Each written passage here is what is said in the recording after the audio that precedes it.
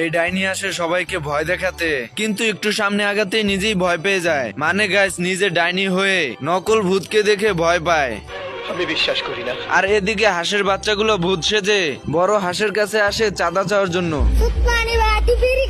তোর বাপের কে কমবো আমি।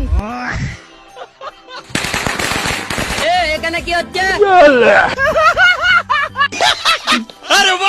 ডাইনি হাঁসের বাচ্চাগুলোর নাজেহাল অবস্থা দেখে তাই সিদ্ধান্ত নেয় বড় হাঁসকে ভয় দেখাবে। এদিকে হাঁস ডাইনির সব কথা শুনে ফেলে, তাই ডাইনিকে নকল ভাবতে থাকে এবং ডাইনির নাক কান চুল ধরে টানতে থাকে। এসব দেখে ডাইনি হাঁসের বাচ্চাদের কাছে চলে যায় এবং পরামর্শ করতে থাকে।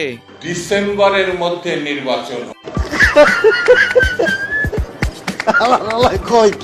বন্ধুরা, ভিডিওটি ভালো লাগলে লাইক শেয়ার করে দিও, কারণ আপনাদের ভালোবাসায় আমাকে ভিডিও বানাতে উৎসাহিত করে। আর পার্ট 2 দেখতে চাইলে অবশ্যই কমেন্ট বক্সে জানাবে। আমার চ্যাটার বাল